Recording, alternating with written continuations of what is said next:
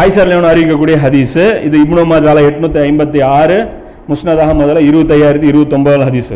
யூதர்கள் நம் மீது ஜும்மாவை விட வேறு எதிலும் இந்த அளவுக்கு பொறாமை கொள்வது கிடையாது. ஜும்மாவை பார்த்து அவங்களுக்கு சரியான பொறாமை. ஈசா நபிக்கு என்ன கொடுத்தான்ல? ஞாயிற்றுக்கிழமை. யூதர்களுக்கு ஒரு ஸ்டெப்பு முன்னாடி வந்து அவங்க சனிக்கிழமைனாங்க. சனிக்கிழமைக்கு அப்புறம் தான் ஈசா நபிக்கு ஞாயிற்றுக்கிழமை கொடுக்குறான். இப்போ நமக்கு என்ன வந்திருக்கணும்? திங்கக்கிழமை வந்திருக்கணும்.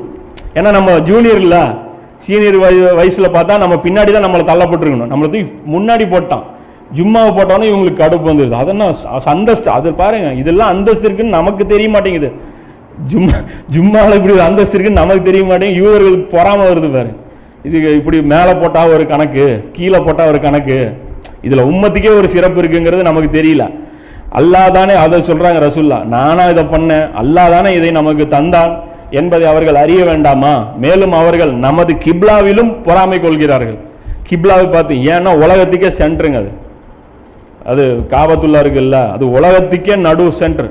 எங்கேருந்து பார்த்தீங்கன்னாலும் ஒரே சென்டரில் அது வருது அப்படின்னு சொல்லி ஜாகிர் நாயக் கூட அவர் நிறைய அந்த ஒரு இது கூட சொல்கிறார். அடுத்தது, இமாமுக்கு பின்னால் நாம் ஆமீன் கூறுவதையும் அவர்கள் பொறாமை கொள்கிறார்கள். இமாமுக்கு பின்னால் நம்ம ஆமீன் சொல்கிறதுல என்னமோ இருக்காட்டு, அதெல்லாம் நமக்கே தெரியல. பயல அவனுக்கு தெரிஞ்சு வச்சிருக்கிறானுங்க என்னன்ட்டு. அது வந்து அதுலேயும் ஒரு பொறாமை இருக்குது அப்படிங்கிறாங்க. இதோடு நபி ஸல்லல்லாஹு அலைஹி வஸல்லம் உடைய தாவா முடிஞ்சிச்சு. அதுக்கப்புறம் ஒரு தாவாவும் அவங்களுக்கு கிடையாது.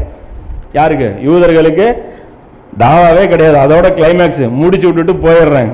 அதே மாதிரி புதுசாக நோன்பு, நமக்கு புது நோன்பு ஸ்டார்ட் ஆகுது. என்ன அப்படின்னா, மாதம் 3 நோன்பு, 14, 13.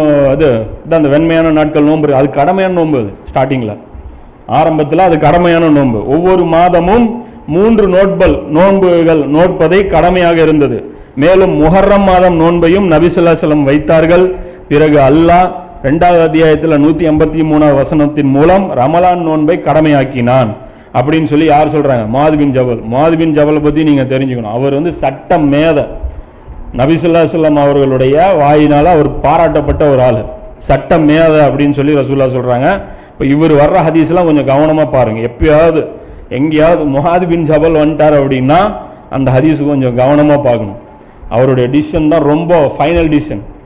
அவர் ஒரு மசாயில் ஒரு சட்டம் சொல்கிறாருன்னு வச்சிங்க, அதைத்தான் எடுக்கணும். அதாவது மற்ற சஹாபாக்கள் ஒன்று செஞ்சுருக்கிறாங்க, இவர் ஒன்று செஞ்சுருக்காருன்னா இவர் தான் டிசைடிங் அத்தாரிட்டி. இவர் சாதாரண ஆள் கிடையாது. இவரை பற்றி நிறைய வரலாறுல பார்க்கும்போது நிறைய இடத்துல ஒரு வருவார்.